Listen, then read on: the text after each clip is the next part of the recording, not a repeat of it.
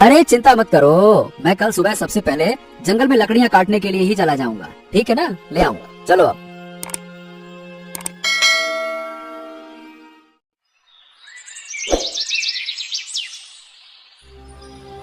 अगली सुबह हरीराम लकड़ियाँ काटने के लिए जंगल चला गया।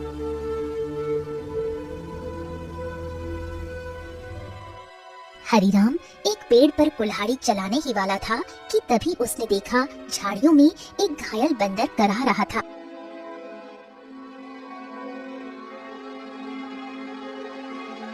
हे भगवान, बाप रे, इस बंदर को तो लगता है किसी ने बुरी तरह से घायल कर दिया है। जरूर किसी जंगली जानवर ने इसके ऊपर हमला किया होगा। बताओ भला, बेचारे का हाथ खून से भरा हुआ है। ओहो। हरीराम बंदर के पास बैठा था। काश तू बोल सकता तो बता सकता कि तेरी तकलीफ कहाँ है। फिलहाल तो तेरे हाथ में खून दिख रहा है, लेकिन जिस तरह से तू दर्द से तड़प रहा है ना, बाप रे, तकलीफ तो कहीं और ही है। उसी समय वहाँ एक साधु आ पहुँचा। कौन हो तुम और बंदर से क्या बातें कर रहे हो? प्रणाम साधु महाराज, मैं तो बस लकड़ियाँ काटने के लिए जंगल में आया था। इस घायल बंदर को देखा तो इसके ऊपर तरस आ गया। लगता है किसी जंगली जानवर ने हमला किया है इसके ऊपर। देखिए ना, इसके हाथ से खून बह रहा है, लेकिन जिस तरह ये दर्द से तड़प रहा है, मुझे तो लगता है कि इसे कहीं और ही तकलीफ है। बहुत कम इंसान होते हैं जिनके मन में जानवरों के प्रति इंसानियत होती है। रुको रुको रुको। ओम। इतना बोलकर साधु मंत्र पढ़ने लगा। अचानक रंग बिरंगी किरणों से बंदर का जख्म सही हो गया। हाँ, अब ये बंदर तुम्हें बता सकता है कि इसकी तकलीफ कहाँ है। इतना बोलकर साधु वहाँ से चला गया। बंदर उठकर खड़ा हो गया। मेरे कंधे में बहुत दर्द हो रहा था। हाँ, अब अच्छा लग रहा है। एक शेर ने मुझ पर हमला किया। मैं बचने के लिए दूसरे पेड़ में कूदा। शेर का पंजा मेरे हाथ में लगा और मेरा हाथ घायल हो गया। मैं पेड़ ही नहीं पकड़ पाया और मैं जैसे ही नीचे गिरा, बाप रे बाप, मेरे कंधे में बहुत चोट लग गई थी। अरे, तुम तो बिल्कुल मनुष्य की आवाज से बात कर रहे हो। ये कैसे संभव हुआ? जब साधु ने मंत्र पढ़ा ना, तब मुझे ऐसा लगा कि मेरे अंदर बात करने की शक्ति आ गई है। मैंने बोला और मेरी आवाज तुम तक पहुंच गई। लगता है ये चमत्कार साधु बाबा ने किया है। हाँ। अच्छा ये बताओ, तुम मेरे घर पे चलोगे? ओहो, अब तुमने मेरी जान बचाई है तो अब तो मैं तुम्हारे साथ ही चिपक गया हूँ। मतलब मैं तुम्हारे साथ ही रहूंगा। और क्योंकि मैं इंसानों की तरह बात करने लगा हूँ तो मैं बंदरों से अब तो अलग हो गया हूँ ना। क्या करूँगा उन बंदरों के साथ रहकर? अब तुमसे बातें करूंगा जी भर के। चलो, तुम मेरा कोई अलग नाम भी रख सकते हो। बताओ बताओ, मेरा क्या नाम रखोगे? बड़े मजे की बातें करते हो तुम। चलो ठीक है, मैं तुम्हें आज से गोलू कह के पुकारूंगा। क्यों, कैसा नाम है? अच्छा नाम है ना? हाँ, अच्छा नाम है। चलो चलो चलो चलो, यहाँ चलते हैं।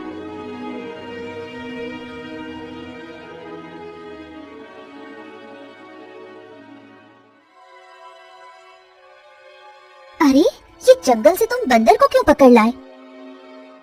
हरीराम पूरी घटना अर्चना को बताने लगा। क्या क्या वास्तव में बंदर बात कर सकता है?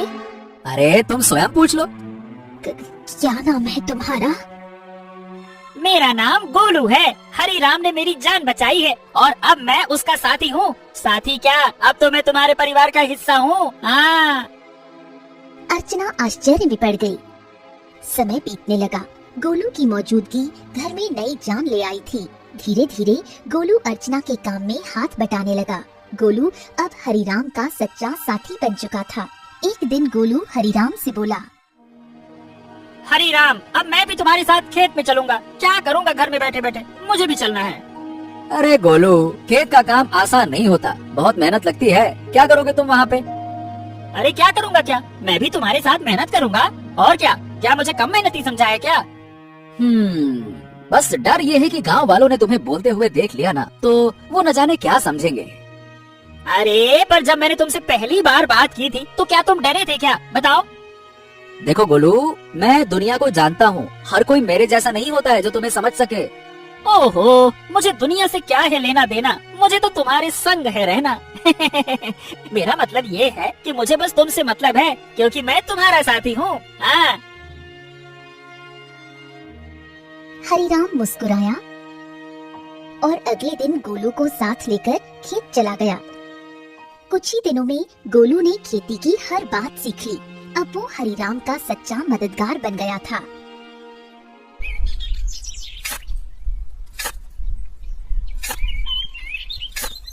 हरिराम, अरे आज की मिट्टी तो बहुत भारी लग रही है।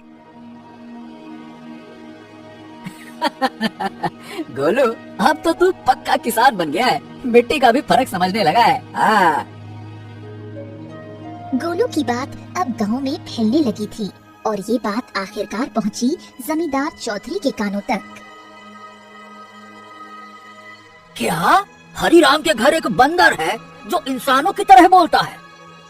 हाँ जमींदार साहब, मैं खुद देख चुका हूँ। अरे मैंने तो उसे बोलते हुए सुना भी है। पहली बार तो मैं डर गया था। अरे भैया, तो फिर उस बंदर को लेकर तमाशा करना चाहिए, उससे तो बड़ी अच्छी कमाई होगी। ये बात आपने बिल्कुल पते की कही जमींदार साहब। जमींदार की हंसी कुछ देर चली, फिर वो गंभीर हो गया। हाँ, इस हरिराम की जमीन पर मेरी नजर बहुत समय से है।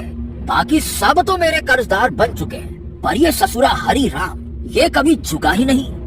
उसकी जमीन बहुत उपजाऊ है जमींदार, बंजर में भी फसल उग जाती है।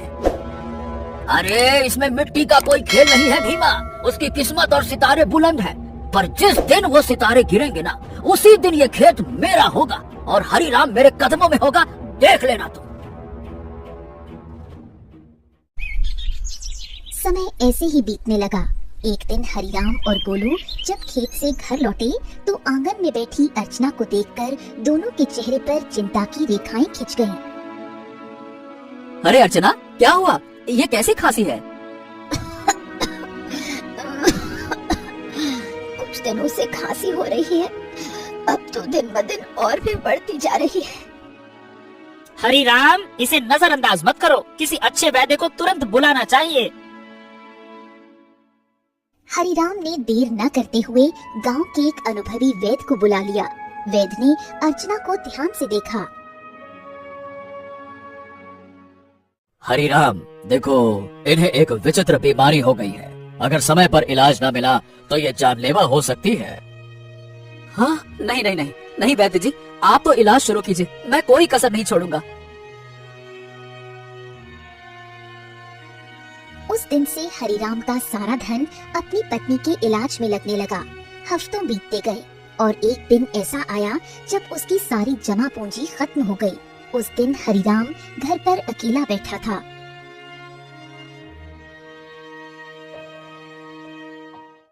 ऐसे उदास मत बैठिए, मैं अपने आप ठीक हो जाऊंगी। ऐसा ऐसा मत कहो अर्चना, मैं तुम्हें इस हालत में नहीं देख सकता। तो अब क्या करोगे? जो कुछ था सब तो मेरे इलाज में लगा दिया, अब तो बीज खरीदने तक के पैसे नहीं बचे। हरिराम सिर झुकाए बैठा था, तभी गोलू तेजी से दौड़ता हुआ आया। हरिराम, हिम्मत मत हारो, तुम्हारे दो भाई इस गांव में रहते हैं और तुमसे ज्यादा धनी भी हैं, उनसे मदद क्यों नहीं मांगते हो? हैं? हरिराम को ये बात ठीक लगी। उसी शाम वो गोलू को साथ लेकर अपने बड़े भाई केशव के घर गया। ओहो हरिराम, क्यों भाई, आज हमारे घर का रास्ता कैसे भूल गए हैं? भैया, अर्चना की बीमारी के बारे में तो अब गांव में सब जानते हैं। मैंने जो कुछ कमाया सब इलाज में लग गया, अब कुछ धन की जरूरत है भैया। तुम तो जानते हो मेरी फसल इस बार खराब हुई है, अब खुद मुझे उधारी लेना पड़ रहा है, तो मैं तुम्हें कहाँ से दूं? हरिराम कुछ नहीं बोला, सिर झुकाकर बाहर निकल आया। अरे वो झूठ बोल रहा था हरिराम, मैंने उसके चेहरे को देखा है, वो देना ही नहीं चाहता था।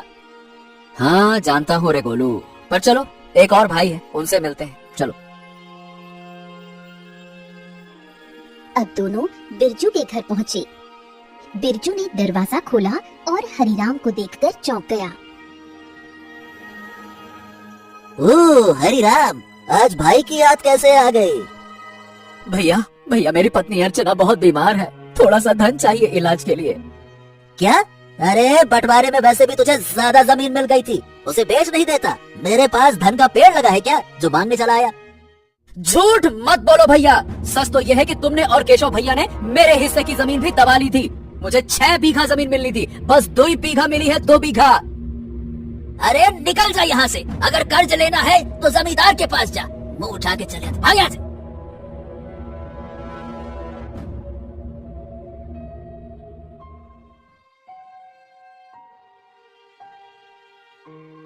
कैसे भाई है तुम्हारे हरिराम, एक भी मदद को तैयार ही नहीं है। हाँ, इस दुनिया में इंसान ऐसे ही होते हैं, मतलबी, अपना पराया कुछ नहीं देखते। तो अब क्या करोगे? क्या जमींदार के पास जाओगे? हाँ, मजबूरी है गोलू, मैं नहीं जाना चाहता था, इसीलिए तुम्हारे कहने पे भाइयों के पास गया। अब तुम ही बताओ, मेरे पास और क्या रास्ता बचा है, बताओ।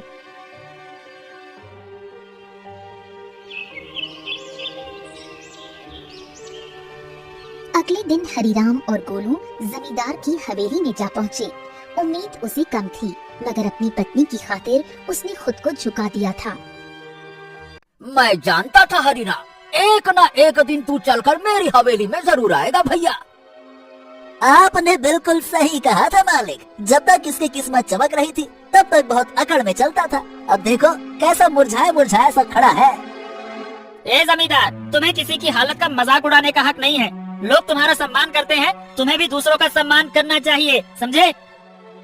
ए बदरवा, बकवास बंद कर। तू इंसानों की तरह बोलता है, इसका मतलब ये नहीं है कि तू इंसान बन गया है, समझा? हाँ भैया हरिराम, बताओ बताओ क्यों आए हो? क्या बताएं, आपको तो सब पता है, मेरी पत्नी बीमार है, सारा धन इलाज में चला गया, कुछ धन की आवश्यकता है। अच्छा अच्छा अच्छा अच्छा, धन चाहिए तो भैया मेरी शर्तें सुन लो। ब्याज 50% और बदले में कुछ गिरवी रखना होगा। हाँ, मेरे पास कुछ बचा है क्या जो गिरवी रखूं? जो सोने के आभूषण थे वो भी इलाज में बिक चुके हैं। अरे है ना, क्यों नहीं है? तेरे पास 2 बीघा जमीन है, भैया उसे गिरवी रखो। वक्त पर कर्ज चुकाएगा तो जमीन तेरी वरना मेरी, सीधा हिसाब। बोलो भैया। हरिराम सोच में पड़ गया। उसे अपनी पत्नी का जीवन बचाना था, मगर कीमत बहुत बड़ी थी। अरे ये तो सरासर अन्याय है, तुम किसी की मजबूरी का फायदा उठा रहे हो। ऐसे तो हरिराम कभी कर्ज ही नहीं चुका पाएगा। ए हरिराम, पहले तो तू इस अपने पालतू बोलने वाले बंदर को ले जा यहाँ से, नहीं तो मेरा मन बदल गया तो हो गया तेरा काम। जब से आया है पटार पटार पटार पटार। चुप कर। हरिराम चलो मेरे साथ, ये कर्ज मत लो, चलो। गोलू, मेरे पास अब और कोई चारा नहीं है। अरे तुम बस चलो तो, मैं तुम्हारी मदद करूंगा ना। हाँ चलो मेरे साथ। हरिराम गोलू के साथ चला गया। हवेली के भीतर जमींदार और भीमा गुस्से से खौल रहे थे। ए मालिक, हरिराम तो हाथ से निकल गया। अरे चिंता मत कर बेटा, मजबूरी उसे फिर लौट आएगी। कितना दूर जाएगा वो?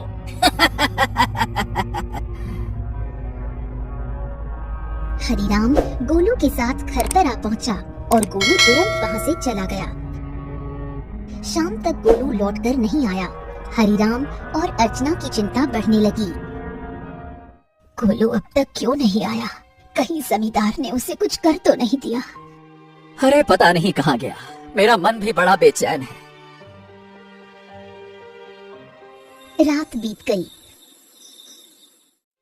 सुबह सूरज की किरणों के साथ ही गोलू वहां पहुंचा, हाथ में एक चमकती जड़ी बूटी के साथ। अरे गोलू, तू कहाँ था? हमें लगा कहीं तुझे कुछ हो तो नहीं गया। अरे मैं जंगल गया था उन साधु महाराज को ढूंढने जिनसे मुझे बोलने की शक्ति मिली थी। उन्हें मैंने सारी बात बताई और उन्होंने दया करके ये जड़ी बूटी दी है। उन्होंने कहा है कि इससे बड़ी बीमारी ठीक हो सकती है। हाँ। गोलू ने वो जड़ी बूटी अर्चना को दे दी। कुछ देर बाद अर्चना की आंखों में चमक लौट आई। मुझे बिल्कुल स्वस्थ महसूस हो रहा है, जैसे मैं कभी बीमार ही नहीं थी। हाँ। अर्चना, तुम्हारी खांसी भी ठीक हो गई। और गोलू, तू तो हमारे लिए देवता बन गया। अगर तू नहीं होता तो मैं जमींदार से कर्ज लेकर अपनी खेती भी खो बैठता।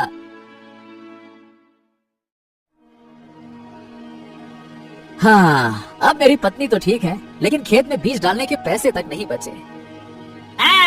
मैं जानता था कि अर्चना के ठीक होने के बाद तुम्हें बीज की जरूरत पड़ेगी, इसीलिए मैं साधु महाराज से बीज भी लेकर आया हूँ। हाँ, ये देखो। क्या बीज? हाँ, उन्होंने ये चमत्कारी बीज दिए हैं। अब देखो, अगर तुम इन्हें अपने खेत में बो दोगे तो ऐसी फसल उगेगी जो पूरे राज्य में किसी ने नहीं उगाई होगी, और सबसे पहले तुम्हारी फसल ही तैयार होगी। हाँ, मजा आ गया ना? इतनी जल्दी? हाँ, लेकिन एक शर्त भी दी है साधु महाराज ने। जब तुम्हारा समय अच्छा हो जाए तब तुम उन लोगों की मदद करना जो जमींदार के कर्ज में दबे हुए हैं। अरे मित्र गोलू, गोलू गोलू गोलू, तू मेरा सच्चा साथी निकला। हम दोनों मिलकर अच्छे से खेत में फसल बोएंगे। चल मेरे भाई।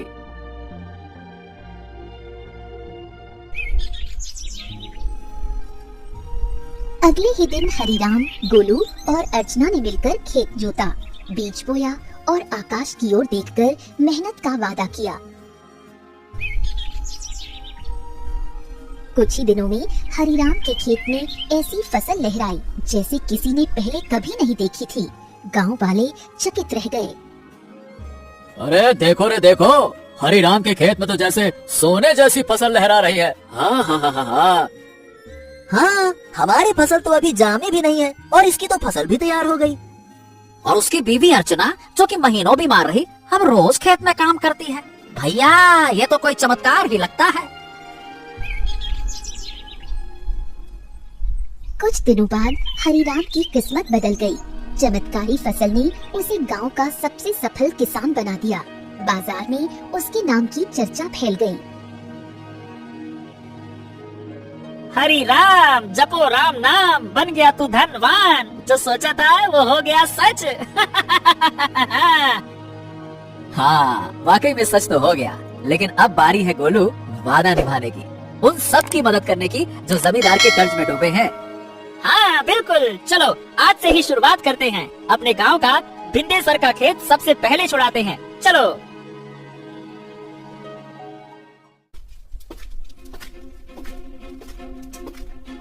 हरिराम और गोलू ने अपना मुनाफा इकट्ठा किया और एक एक कर गांव वालों का कर्ज चुकाने लगे। बिंदेसर, भोलू, रज्जो सभी ने अपनी जमीन वापस पा ली।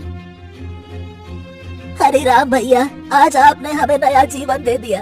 सही बताओ, बिल्कुल, बहुत बहुत धन्यवाद। गांव में खुशी लौटने लगी, लेकिन जमींदार के चेहरे पर उदासी छा गई। ये सब देखकर जमींदार गुस्से से अपने साथी भीमा से बोला, हाँ, ए भीमा, तू देख रहा है ना कि क्या हो रहा है? हाँ मालिक, हरिराम ने सबके कर्जे चुकाने शुरू कर दिए हैं। अगर यही चलता रहा तो एक दिन तो मेरी जमींदारी ही खत्म हो जाएगी और मेरा दबदबा भी खत्म हो जाएगा। आप तो आदेश दीजिए मालिक की करना क्या है। अब बहुत हो गया भीमा, अगर ये हरिराम ऐसे ही सबकी जमीन छुड़वाता रहा तो मेरा क्या बचेगा? मेरा दबदबा, मेरी हवेली है? अरे मालिक, आप तो बस आदेश कीजिए, कल ही उसका काम तमाम कर दूंगा। सब खेत में काम करते हैं, वही खत्म कर दूंगा। कहिए। खून जमीन पर गिरे ऐसा मारना साले को, ताकि सबके दिल में डर उतर जाए। जा, हरिराम को मिटा दे, जा।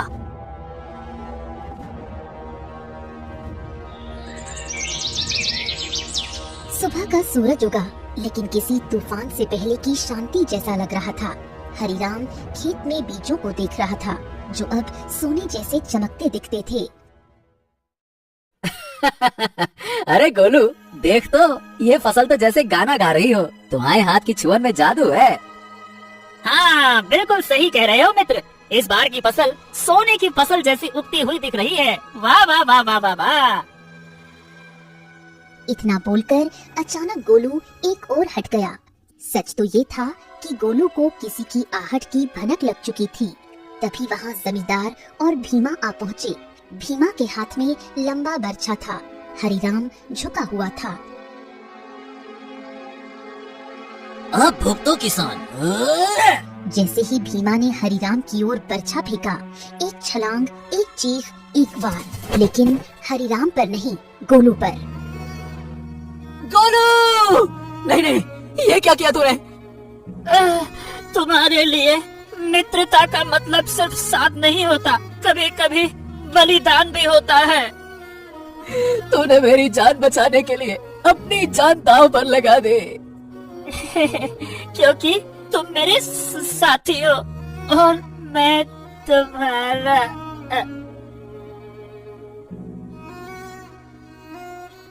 जमींदार और भीमा अविश्वास भरी नजरों से घायल गोलू को देखने लगे। भीमा जमींदार की ओर देखकर बोला, अरे ये क्या जमींदार, इस मूर्ख बंदर ने तो हरिराम के ऊपर लगने वाला वार अपने ऊपर ले लिया। हाँ तुमने सही कहा, लेकिन मैं फिर भी हरिराम को जीवित नहीं छोड़ूंगा। इतना बोलकर जमींदार गोलू की ओर देखकर क्रोधित अवस्था में बोला, अरे तू मूर्ख का मूर्ख बंदर ही रहा। अरे तू इंसानों की तरह बोल सकता था और इंसानों की तरह रहने लगा था, लेकिन तू इंसानों की तरह चतुराई नहीं सीख सका। तुझे क्या जरूरत थी अपने ऊपर वार लेने की? क्या आवश्यकता थी बलिदान देने की? मूर्ख बंदर कहीं का, तूने मेरे सारे किए कराए पर पानी फेर दिया। लेकिन तुझे क्या लगता है कि मैं हरिराम को जीवित छोड़ दूंगा? नहीं, मैं हरिराम को जीवित बिल्कुल नहीं छोड़ूंगा, क्योंकि उसकी वजह से ही मेरा गांव में दबदबा समाप्त हुआ है। तेरा ये बलिदान बेकार जाएगा रे मूर्ख बंदर, रुक जा। गोलू के होठों पर एक हल्की मुस्कान अब भी जिंदा थी। गोलू ने अपने मित्र हरिराम को मुस्कुराते हुए देखते हुए ही दम तोड़ दिया। तभी वहाँ वही साधु प्रकट हो गया जिसने गोलू को बोलने की शक्ति दी थी और जिसने गोलू को हरिराम की पत्नी को बीमारी से बचाने के लिए जड़ी बूटी और जादुई बीज दिए थे। साधु क्रोधित अवस्था में जमींदार और भीमा की तरफ देखकर बोला, जिसने निर्दोष की जान ली उसका पाप अब उससे बदला मांगेगा। जमींदार और भीमा, तुम दोनों ने बहुत बड़ा पाप किया है। तुम्हें इस संसार में खुलेआम रहने का कोई अधिकार नहीं है। तुम दोनों समाज के लिए खतरा हो, रुक जाओ। इतना बोलकर साधु की क्रोधित आंखों से रंग बिरंगी किरणें निकलकर भीमा और जमींदार के शरीर पर पड़ने लगी और अगले ही पल उनके शरीर में आग लग गई। कुछ ही देर में वो दोनों जलकर राख हो गए। गांव वाले इकट्ठा हो गए। साधु हरिराम की ओर देखकर बोला, हाँ, तुम्हारा और गोलू का साथ यहीं तक लिखा था हरिराम। लेकिन साधु महाराज, जमींदार के साथी भीमा ने मेरे ऊपर हमला किया था, लेकिन गोलू ने उसे अपने शरीर पर ले लिया। हाँ, क्योंकि वो तुम्हारा सच्चा साथी था। जाते जाते गोलू ने अपनी मित्रता का कर्ज चुका दिया। अपने साथी को कभी नहीं भूलना हरिराम। इतना कहकर साधु रंग बिरंगी किरणों में वहाँ से गायब हो गया। गांव वाले नम आंखों से गोलू के बलिदान की सराहना कर